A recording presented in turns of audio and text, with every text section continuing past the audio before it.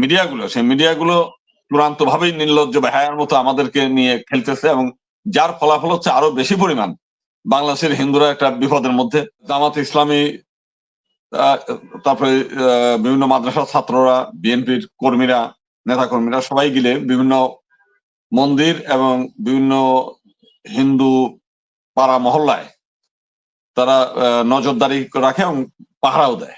এই ঘটনা নিয়ে ইচ্ছা করলে জামাত কিংবা ইসলামী লোকজন, যেহেতু ওই ভদ্রলোক আলিফ যে ছেলেটা, সে জামাত শুনেছি শিবিরের সঙ্গে যুক্ত ছিল, মানে শুধুমাত্র একটু যদি চুপচাপ থাকতো আর কি, কিছু বলা লাগতো না, তাতেই সারা বাংলাদেশে আগুন জ্বলতো। কিন্তু সেখানে ইসলামী নেতৃবৃন্দের যে চেইন অফ কমান্ড, তারা বলেছে যে এই হত্যাকাণ্ডের অবশ্যই বিচার হতে হবে, কিন্তু এর মানে এই না যে সমস্ত হিন্দু এর সঙ্গে জড়িত। আপনাকে যে আলোচনা শুরু করি, 5ই আগস্টের পরে বাংলাদেশের সংখ্যালঘুদের অনেকটা ভয়াবহ চিত্র ভারতের মিডিয়া দেখানোর চেষ্টা করছেন বা দেখাচ্ছেন এখন পর্যন্ত।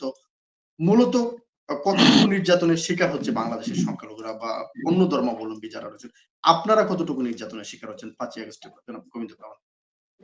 5ই আগস্টের আমাদের যে স্বৈরাচারী শাসক ছিলেন দীর্ঘদিনের, তো উনি পালিয়ে যাওয়ার পরে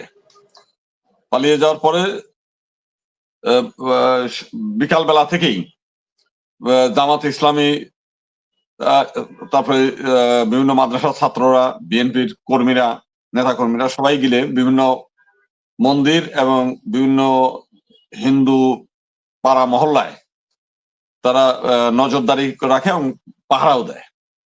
যে কারণে ওবায়দুল কাদের একবার বলেছিলেন যে শেখ হাসিনার পতন হলে ওই দিনে 3 লক্ষ মানুষ মারা যাবে। তো যেহেতু বাংলাদেশের হিন্দু সম্প্রদায়ের একটা বিরাট অংশ আওয়ামী লীগের সঙ্গে যুক্ত, তাহলে কয়েক হাজার হিন্দু মারা যাওয়ার সম্ভাবনা ছিল, এরকম অন্তত আওয়ামী লীগের বিভিন্ন নেতৃবৃন্দের ভাষ্য অনুযায়ী।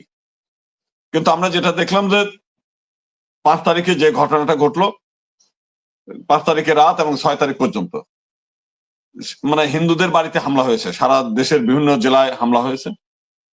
সে বিশেষ করে যে হিন্দুরা হচ্ছে আওয়ামী লীগের সঙ্গে যুক্ত, আওয়ামী লীগের নেতা, আওয়ামী লীগের সমর্থক, এবং আওয়ামী লীগ আমলে বিশেষ সুবিধা নিয়েছে এবং এলাকায় মানে বেশি মানে উচ্চবাচ্য করেছে সেই আওয়ামী লীগের ক্ষমতায় নিয়ে, তাদের বাড়িতে এবং সামান্য কিছু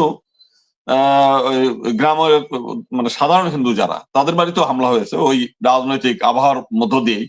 তার মধ্যে জমি জমা নিয়ে বিরোধ, কিছু আঞ্চলিক বিরোধ, তারপরে কিছু আছে আওয়ামী লীগের যারা পরাজিত হয়েছে, তারাও এটাকে আরো হট্টগোল বাঁধিয়ে এই মানে মেথাকার একটা তৈরি করার চেষ্টা করছে, যাতে এই সরকার মানে যারাই আসুক, শেখ হাসিনা চলে যাওয়ার পরপরই যে হিন্দুরা নির্যাতিত হয় এইটা বিশ্বব্যাপী প্রচার করার জন্য এইভাবে নানা প্রচেষ্টা। আমরা বিভিন্ন জায়গায় যেগুলো হাতে নাতে ধরা পড়েছে যে বাড়ি ঘরে হামলা টামলার বিষয়, সেখানে আমরা দেখেছি আওয়ামী লীগের নেতাকর্মীরা। এই এখন থেকে 3 দিন আগেও ভৈরবে একটা যে ইসকন নিয়ে এখন কথাবার্তা হচ্ছে, সেই ইসকনের কথাবার্তার মধ্যেই একটা ইসকন মন্দিরে হামলা হয়েছে, সেখানে সরাসরি আমরা দেখলাম ছাত্রলীগের 3 নেতা ভিডিও ফুটেজে ধরা পড়েছে এবং তাদেরকে ধরেছে, গ্রেপ্তার করেছে।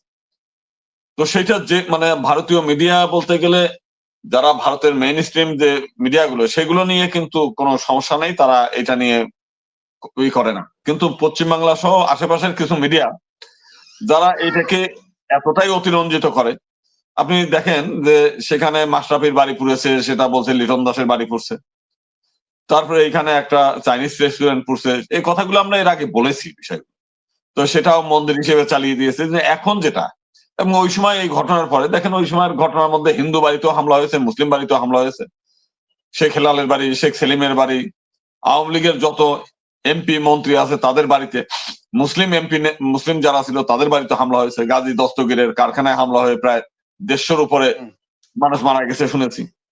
হাসনাত আব্দুল্লাহর বাড়ি পুড়ে 3 জন মানুষ পুড়ে ভস্মীভূত হয়েছে, বাড়িও পুড়েছে। মানে এটা ছিল টোটালটাই পলিটিক্যাল, মানে সাম্প্রদায়িক ইস্যু না। সাম্প্রদায়িক যে কয়টা ছিল সেটা 2008 সাল থেকে আরম্ভ করে 2023 সাল পর্যন্ত যতগুলো হামলা হয়েছে, নাসিরনগর, অভয়নগর, চট্টগ্রামে হাটহাজারী, নাওজান, ফটিকছড়ি, কুমিল্লা, চাঁদপুর, চৌমোহনী, রংপুরের ঠাকুর পাড়া, তারপরে পীরগঞ্জ, তারপরে খুলনা শিয়ালী, এরকম বিভিন্ন জেলায় হামলা হয়েছে। সেগুলো ছিল সাম্প্রদায়িক, যদিও এর পিছনে ছিল ইন্ধন আওয়ামী লীগের। এবং আওয়ামী লীগ জন্ম থেকেই 1954 সাল মানে 55 সাল থেকেই তারা এই হিন্দুদের ঘাড়ে চেপে এবং হিন্দুদেরকে ব্ল্যাকমেইল করে তারা ক্ষমতাগুলো নিয়েছে সেই সময় থেকে। এবং 1992 সালে যখন বাবরি মসজিদকে কেন্দ্র করে হট্টগোল হয়, তখনও বাংলাদেশে উনার পিএস মতিউর রহমান রেন্টু সে নিজে তার বইয়ের মধ্যে বলছে যে আমি নিজে 5 লাখ টাকা নিয়ে শেখ হাসিনার নির্দেশে বিভিন্ন মন্দিরে হামলা মানে আগুন ধরিয়েছি। তো এইগুলো মূলত হচ্ছে শেখ হাসিনার একটা এই ছিল যে মানে হিন্দুদের বাড়িতে হামলা করে যখন দেখে যে তার চেয়ার একটু নড়বড়ে আছে, তখনই হিন্দুদের গ্রামে একটু যে কোনো একটা অজুহাত দিয়ে হামলা করে এই দেশের মৌলানারা, জামাত শিবির মানে যারা হুজুর তারা মৌলবাদী, তারা মানে মৌলবাদীরা বেড়ে যাচ্ছে। অতএব তাদেরকে দমন করতে গেলে আওয়ামী লীগকে ক্ষমতায় রাখতে হবে এনিহাউ। নির্বাচনটা বড় কথা না, বড় কথা হচ্ছে মৌলবাদ দমন, এবং সেটা একমাত্র আওয়ামী লীগ ছাড়া অন্য কারো দ্বারা সম্ভব না, তারে রাখতে হবে। এই যৌতিক মানে তাদের কথায় এই যুক্তি দিয়ে সারা বিশ্বের সমস্ত মানুষকে তার পক্ষে রাখার চেষ্টা করেছিল, যদিও সর্বশেষে তার তো বিদায় হয়ে গেল। ভারতের নেতৃবৃন্দকে বুঝাইছে আমি না থাকলে সেভেন সিস্টার থাকবে না, একদিনে দখল হয়ে যাবে। আজ তো 4 মাস হয়ে গেল, বাংলাদেশের কেউই ওই সেভেন সিস্টার নিয়ে তাকায়ও না। এবং ভারতের সেই নেতারা তার মানে শেখ হাসিনা যে তাদের ব্ল্যাকমেইল করছে সেটা বোধেও নাই। তারা শেখ হাসিনা বুঝতে পারছে, যা বলছে সেটি সেইভাবে বিশ্বাস করছে।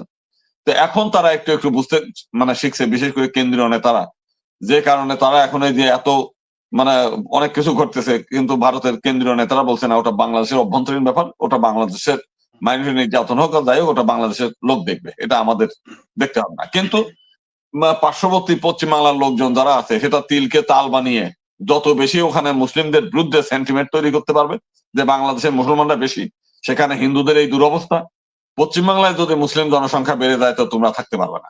অতএব এখনো থাকতে, তার মানে তাদের এইটা সময় থাকতে বিজেপিকে ভোট দাও, ভোট দিলে পরে তোমরা হিন্দুরা টিকে থাকতে পারবে, নইলে পারবে না। ঠিক এই প্রচার প্রভাকাণ্ডা করে সেখানে মানুষকে জড়ো করছেন।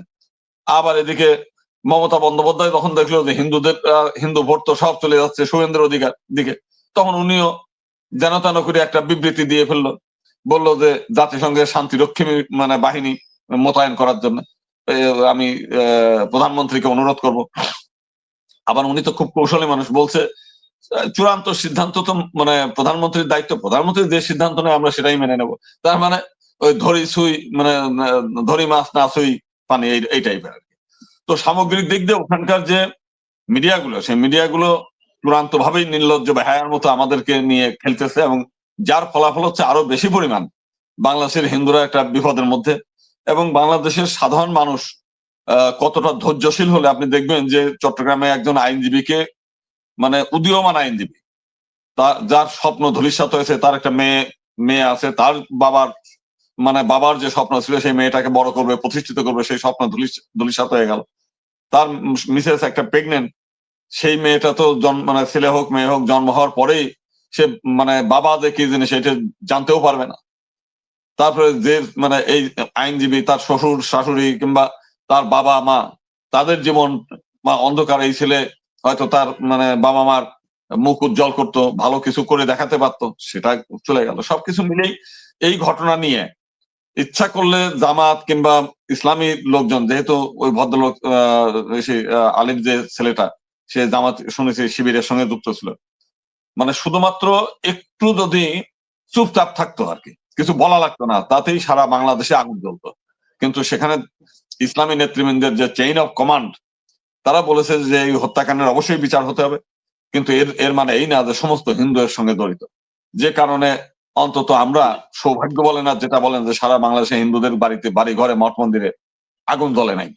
এবং এটা আমরা অবশ্যই কৃতজ্ঞ মানে ইসলামী আন্দোলনের নেতৃবৃন্দের সঙ্গে, যারা এদেশের মাওলানা আছেন, যারা এদেশের আলেম ওলেমা আছেন, তাদের কাছে, যে তারা কতটা ধৈর্যশীল এবং কতটা সহানুভূতি হলে আজকে এই মাইনরিটিটা রক্ষা পেয়েছে। তো সেই জন্য আমি মনে করি যে ভারতীয় নেতৃবৃন্দের শুভবুদ্ধির উদয় হোক, এটা আমরা কামনা করি। যে বাংলা তাদের অপকর্মের কারণে, তাদের প্রচার প্রচারণার কারণে আমরা আরো বেশি নিরাপত্তা ঝুঁকির মধ্যে আছি। কারণ সব মানুষ যে তাদের কথায় চলবে তা না, দেশের মধ্যে সব জায়গায় দুষ্ট লোক থাকে, 1000 বছর আগেও ছিল, এখনো আছে।